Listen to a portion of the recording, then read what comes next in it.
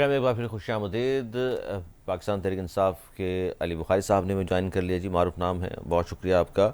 और आज खान साहब से जो गुफ्तगू हुई है बैरिस्टर गौहर की, और उन्होंने आके कहा है कि जी 3 साल तक, खान साहब ने कहा 3 साल तक डायलॉग की कोशिशें करता रहा, सियासी मसाइल हल के लिए बातचीत होनी चाहिए। और उन्होंने ये भी कहा जी कानूनी तरीके से रिहाई होगी, डील नहीं करेंगे, हमारी पार्टी में कोई तकसीम नहीं है। क्या कहेंगे अली बुखारी साहब, आज खान साहब से मुलाकात हुई और इस पर भी, और दूसरा फाज शफीक साहब भी हमारे साथ हैं, जो कालाबाग डैम का जो बयान दिया है अली गंडापुर साहब ने, जो कि उसमें बुखारी साहबा ने भी इसकी हिमायत की, इस पर भी हम बात करेंगे। अली बुखारी साहब, पहले आप बता दीजिए, आज जो मुलाकात हुई बैरिस्टर गौहर साहब की, तो खान साहब के हवाले से उन्होंने कहा कि जी सियासी मसाइल हल के लिए बातचीत होनी चाहिए, वो कह रहे हैं, और ये भी कहा साथ में डील नहीं, कानूनी तरीके से खान साहब की रिहाई होगी। खान साहब के बड़े मैसेजेस आए हैं जो हमने भी सुने, क्योंकि आज तो मैं अंदर नहीं जा सका, मुझे नहीं अच्छा, मेरा मुलाकात नहीं हो सकी। इशू ये है कि जो गौर साहब ने आके बताया और बड़ा क्लियर सेक्शन थी इमरान खान साहब की। एक तो ये कि मुल्क सैलाब में है, सैलाब वाले जितने मुतासरीन हैं हमारे लोग, उन सब के साथ बढ़ चढ़ के हिस्सा लेना है, इंडिविजुअल कैपेसिटी में भी सब में। खान साहब की जैसे बड़ी क्लियर हदायत है इसके ऊपर। दूसरा, खान साहब ने बड़ा क्लियर ये कहा कि मैं आज से 10-15 साल पहले से कहता था कि ये एनवायरमेंट चेंज आ रही है, पौधे लगाएं, सुनामी, बिलियन ट्रीज जो हैं उनकी बात की उन्होंने। उसके बाद उन्होंने बिलियन ट्री की बात की, आप ये कह रहे हैं? जी, बिलियन ट्रीज उन्होंने कहा मेरा प्रोजेक्ट था, मैंने नहीं, वो अभी मुसद्दिक मलिक साहब ने कहा, ये तो मियां साहब ने शुरू किया था। किसने शुरू किया था? मियां साहब ने, मियां नवाज शरीफ साहब ने। वो पता नहीं कौन से मियां साहब थे जिन्होंने शुरू किया। एवरीवन नोज के आपका जो है बिलियन ट्री जो है वो प्रोजेक्ट इमरान खान साहब का था, ग्रीन पाकिस्तान का प्रोजेक्ट इमरान खान साहब का था, क्लीन पाकिस्तान का प्रोजेक्ट इमरान खान साहब का था। और मुसद्दिक मलिक साहब को शायद याद नहीं होगा, अभी भी जो रिसर्च जो इंग्लैंड के अंदर एक स्टडी दी गई है उसमें 2 चैप्टर्स रखे गए हैं जो billion trees project Imran Khan साहब का था, वो उन्होंने वहां बयान किया। वहां किसी मियां साहब के नाम का कुछ नहीं किया उन्होंने। सब्जेक्ट को इन्फॉर्मेशन चेक कर लीजिएगा जरूर इसके ऊपर। तो मैं उनकी बात का जवाब तो नहीं दे रहा हूँ, मैं तो वो कह रहा हूँ जो खान साहब ने आज जेल से मैसेज भी भेजा बड़ा क्लियरली, और एवरीवन नोज की जो है जो बिलियन ट्री प्रोजेक्ट का, ग्रीन पाकिस्तान प्रोजेक्ट का, इमरान खान साहब का, इससे पहले गवर्नमेंट का तो कभी था ही नहीं। किस कब इनिशिएटिव हुआ, कब बिलियन ट्रीज लगाए गए, कब मिलियन ट्रीज लगाए गए, 2 दरख्त कभी लगाए कोई नहीं। सर खान साहब तो बहुत बाद में आए ना, मियां साहब तो 90s के दौर से वज़ीर आज़म बनते आ रहे हैं, बड़े बड़े प्रोजेक्ट किए उन्होंने। जी, मियां साहब तो 40 साल से बैठे, 50 साल से बैठे हुए, 45 साल से यार, और पीपल्स पार्टी 70 से बैठी हुई ऑफ एंड ऑन, दोनों के दौर के अगर 10-10 साल निकाल दें जियाउल साहब के, मुशर्रफ साहब के, फिर भी इनको बैठे हुए 38-40 साल हो गए हैं। पहली नस्ल भी गई, दूसरी भी गई, अब तो तीसरी आ गई है। लेकिन अफसोस की बात यह है कि एक डैम नहीं दे सके पिछले से 50 सालों के अंदर। जो डैम का प्रोजेक्ट भी स्टार्ट किया वो मोहम्मद डैम का भी, रास्ते का भी इमरान खान साहब ने किया। तो ये फैक्चुअल बातें हैं, तो कोई डिनायत करता है तो बेशक करता रहे, कोई रात को ये रात नहीं है, सूरज निकला हुआ तो उसका क्या इलाज है? उसका कोई इलाज नहीं है। लेकिन फैक्ट्स तो यही है, फैक्ट एंड फिगर जरा चेक करने बड़े जरूरी है किसी भी बात करने से पहले। सो अब तो हम एक ऐसे मराइल में आ चुके हैं जहाँ हम पहले चेक करते थे कि वेदर इफेक्ट होगा तो ये चीज होगी, अब तो हो गई भाई। अब तो पानी आपके पास आ गया। गर्मी होती है तो हमारे प्रॉब्लम हो जाता है कि हमारे पास पीने के लिए पानी नहीं है सारे पाकिस्तान में, अल्लाह तक की सदाएं होती हैं। और अब उसके बाद जो है जो पानी आता है तो हम सारे के सारे बह जाते हैं। अच्छा, इस पे सर दायरे बारिशों पे आप अच्छी बात है, खान साहब भी कह रहे हैं मिलकर काम करें, और लोग परेशान हाल हैं इस वक्त सैलाब की वजह से। अच्छा, साथ साथ कमेटियों से भी इस्तीफे दे दिए हैं और इलेक्शन ना लड़ने का ऐलान किया ज़मीनी इंतखाबात सिवाय लाहौर के। ये सर क्या बात है कि सिर्फ लाहौर में एक तो लड़ेंगे आप, इस हुकूमत को ना मानते हैं ना सिस्टम को मानते हैं, लेकिन लाहौर का इलेक्शन इसी सिस्टम के जरिए इसी हुकूमत के अंडर में लड़ने को तैयार हैं आप? जी बिल्कुल जी, मैं ही मैसेज गया था, लेके आया था खान साहब को और दिया, फिर पॉलिटिकल कमेटी ने इस पर डिसाइड किया, फिर दोबारा खान साहब के पास मैसेज लेके गया कि पॉलिटिकल कमेटी के डिसीजन, फिर दोबारा खान साहब का मैसेज आया और पॉलिटिकल कमेटी ने 6 घंटे की मीटिंग के बाद यूनानिमस डिसीजन ये किया था। बड़ा सिंपल सी बात है भाई, जो आपने राना सनाउल्लाह के घर पत्थर मारने पर लोगों को डिस्क्वालीफाई कर दिया, 10-10 साल सजा दे दी, तो उन लोगों के इलेक्शन हमने क्या लड़ने हैं वहां से? कि यार देखो तमाशा, अगर किसी का घर ट्रेस पास होता है उसकी सजा 7 साल है पाकिस्तान पेनल कोड में सेक्शन 452 के तहत।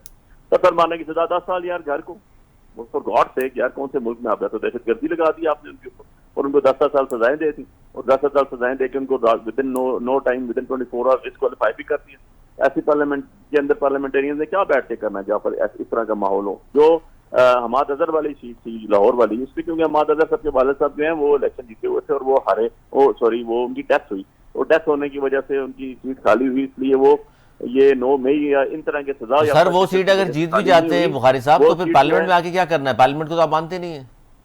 बिल्कुल जी, हम इस तरह की पार्लियामेंट को नहीं मानते, लेकिन हमारा ये यूनानिमस डिसीजन था और लॉजिकल डिसीजन था कि जिन लोगों को आपने निकाला है, जो पार्लियामेंट के अंदर बैठे हुए थे, उनको आपने पत्थर मारने की वो 10-10 साल की सजाएं दे दी, उनका सीट पे हम इलेक्शन नहीं कंटेस्ट करेंगे, क्योंकि हमारा बिल्कुल क्लियर लॉजिक है और हमारा स्टांस है कि वो सीटें उन्हीं की हैं, वही जीते हुए, उनको जबरदस्ती असेंबली से बाहर किया गया। जबकि हमाद अजहर साहब के वालिद साहब वाली जो सीट थी, वो बड़ा क्लियरली अल्लाह की मर्जी से वो रजाए अदाई हुए और फोत हुए, जिस वजह से वो सीट खाली हुई और उसके बाद ठीक दोबारा है, हम इस पे प्रोटेस्ट। मैं फाज शफीक सुन रहे हैं आप, इतनी बड़ी अपोजिशन जो है, अब वो असम्बलियों से ये ना हो कि आगे जाके इस्तीफे दे दे। फिलहाल तो इलेक्शन ना लड़ने का ऐलान किया है ज़मीनी इंतखाबात, और आप और पीस पार्टी मिलकर लड़ने को इलेक्शन तैयार थे, लेकिन अब जाहिर है पीटीआई नहीं होगी, तो मेरा ख्याल है फिर तो ज़रूरत नहीं पड़ेगी आपको मिलकर इलेक्शन लड़ने की। देखें अली भाई ने जो बात की, डेफिनेटली मैं इसकी बोलता हूँ इस बात पे कि आपको असेंबलीज में रहना चाहिए। और जब पीटीआई का दौर था, हुकूमत थी पीटीआई की, तो हमारे साथ कितने जुल्म और सितम हुए, और हमने तो सारे जुल्म और सितम सहे। और ये तो चले, हम पॉलिटिकल विक्टिमाइजेशन तो कोई भी नहीं है। आप मुझे बताएं क्या पॉलिटिकल विक्टिमाइजेशन है? उन्हीं कोर्ट्स ने फैसले दिए हैं और सजाएं सुनाई हैं, जिनके इमरान खान साहब को बेल भी मिली है, जिसने, आप उस पर बड़े खुश थे। अब वो हमला पत्थर मारना नहीं था, उस वक्त आपने पूरे मुल्क की सालमियत के ऊपर हमला किया था, और उसकी वीडियोस मौजूद हैं, उसकी सारी चीजें, ऑडियो रिकॉर्डिंग्स मौजूद हैं। कोर्ट्स ने आपको सजाएं दी हैं। हम तो नहीं कहते जब आपके हक में फैसला आए तो आप बोलते हैं कोर्ट्स इंडिपेंडेंट हैं, जब आपके खिलाफ फैसला आए तो आप कहते हैं कि ये हुकूमत उसके ऊपर असर रसूख कर रही है। तो मतलब किसी करवट तो बैठे। और दूसरी चीज ये कि देखिए, अगर आपकी आवाज उठाई जाती है, अपोजिशन का एक बहुत बड़ा किरदार होता है असेंबली के अंदर, आप इस्तीफे दे दें। ये इमरान खान साहब ने पहले तजर्बा कर चुके, आप कह रहे हैं वो नाकाम रहा, और अब दोबारा अगर दोहराएंगे तो कोई फ़ायदा नहीं होगा। भी बेवकूफ़ी की थी जो असेंबलियों से इस्तीफे दिए थे, लोगों ने इसको एडमिट किया, और आज मैं समझता हूं कि चल रहे थे। और जहां तक रही बात मियां नवाज शरीफ की, भाई ने बोला कि मियां नवाज शरीफ ने किया होगा, पता नहीं आए होंगे, तो ये मैं भाई को बताना चाहता हूं कि वही Nawaz king of the ring है, और नवाज शरीफ ही फैसला करता है आर्मी चीफ की तकर्री का। नवाज शरीफ ही फेडरल गवर्नमेंट को इंस्ट्रक्शंस देता है, नवाज शरीफ ही सूबाई गवर्नमेंट को इंस्ट्रक्शंस देता है, और आज पूरे सिस्टम के किंग मियां नवाज शरीफ हैं। अल्हम्दुलिल्लाह, हमने पहले भी कहा था, पहले भी इस पाकिस्तान के अंदर कराची से लेकर कश्मीर तक आप विजिट करें, 90% तख्तियां नवाज शरीफ की लगी हुई सर वो कहते हैं देयर इज अ कि king of ring, there is a way. King of ring देखिए, मियां और साहब डैम्स की हैं। जहां तक बात है, मैं इस बात के ऊपर भाई की बात को बिल्कुल सेकंड करूंगा। पाकिस्तान के अंदर चाहे वो किसी भी सूबे में हो, डैम्स बनने चाहिए ताकि कल को कोई इशू ना सर हो। किस तरह बनाएंगे? पीपल्स पार्टी तामीर वाले बादशाह के लिए आपसे फिर बहुत बाहर सारा में चले फंड जाएं। जमा किया था पीटीआई के साथ मिलकर, तो वो फंड कहाँ है, उसकी भी अकाउंटेबिलिटी होनी चाहिए। और जो कालाबाग डैम है या जो भी डैम्स हैं, अल्हम्दुलिल्लाह वो, मतलब ये 3.5 साल के अंदर क्या सुरखाब के पर लगाए पीटीआई ने, मुझे कोई एक कारकर्दगी बता अच्छा मैं दें। पूछ लूं, मियां नवाज शरीफ अली ने बुखारी साहब, जब पाकिस्तान के अंदर अली हुकूमत बुखारी की है, साहब, इस king of the Pakistan ring को जो है अमन वो दिया है, मियां नवाज शरीफ सुकून साहब दिया है। हैं, और इनके मंसूबे, बड़े बड़े मंसूबे उन्होंने शुरू किए। और आप बता दीजिए क्या सुरखाब के पर लगाए 3.5 साल में, आज भी पूछते हैं लोग। देखिए यार, सबसे पहली बात तो यह है कि किंग ऑफ द रिंग तो वो होता है जो रिंग के अंदर हो। जो रिंग के अंदर ना हो वो बाहर ऑडियंस ही होता है, वो सिर्फ तालियां बजाता है, वो रिंग के अंदर नहीं होता। और अगर मैं भाई की बात दुरुस्त भी मान लूं तो इसका मतलब है फिर जो चीनी स्कैंडल आया उसके मुजद्दद, जैसे तो मालिक साहब ने अपने प्रोग्राम में बड़ा क्लियरली कह दिया कि बुला के मियां साहब ने कहा था कि करो नहीं तो फारो हो जाओ, ठीक है। वैसे तो उसके बाद से जो गंदम स्कैंडल आया उसके ऊपर भी जो नारायकी हुई वो ही नहीं की हुई। फिर इसके बाद जो ये प्रिकॉशनरी मेजर्स नहीं लिए गए और अभी लोगों को निकाला जा रहा, जबकि मार्च अप्रैल में सबको पता था कि पानी आएगा, सैलाब आएगा, एनडीएम में सारी चीजें दी, वो भी इनके ऊपर आती है।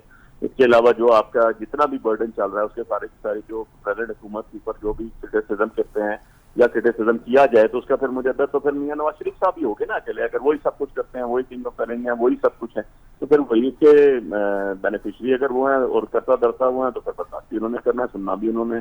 लेकिन हमें तो वो नजर नहीं आता। जब मुल्क के ऊपर बलूचिस्तान में एक अटैक हुआ सबसे बड़ा ट्रेन के ऊपर, और जो इस सदी का सबसे बड़ा मैं कहता हूँ एक टेररिज्म अटैक था, क्योंकि दुनिया में तो ट्रेनों पे कभी हमले नहीं हमने देखे। और ऐसी सूरत हाल जो पुराना गुज़िश्ता 100 साल पहले होते थे उसके बाद वो देखे नहीं। उसके ऊपर जो सिक्योरिटी काउंसिल का इजलास बुलाया गया उसके अंदर अनफॉर्चुनेटली या लकली या जो मर्जी कह लें आप इसको, इंटेंशनली कह लें, मियां साहब नहीं थे उसमें। मियां साहब के बाद जो मिनिस्टर भी मौजूद नहीं थे।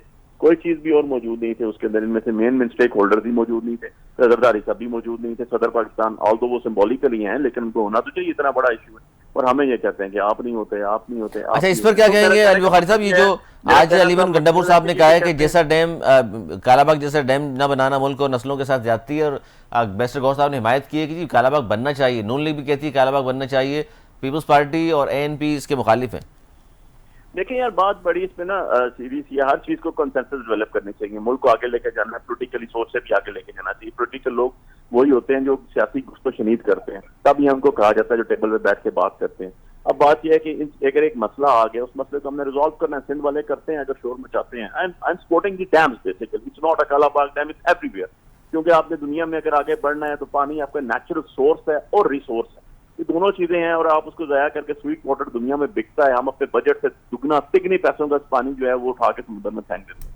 सो हमने ये देखना है। और जो सिंध के अंदर ये चीज पाई जाती है कि अगर हम डैम्स बना देंगे तो पानी समुद्र में नहीं जाएगा और समुद्र आगे आएगा, तो यार उसका भी है ना। मुशर्रफ दौर में, प्रेसिडेंट मुशर्रफ दौर में मैंग्रोव्स लगाए, बहुत ज्यादा तादाद में लगाए, उसके बाद तो किसी ने लगाए भी नहीं।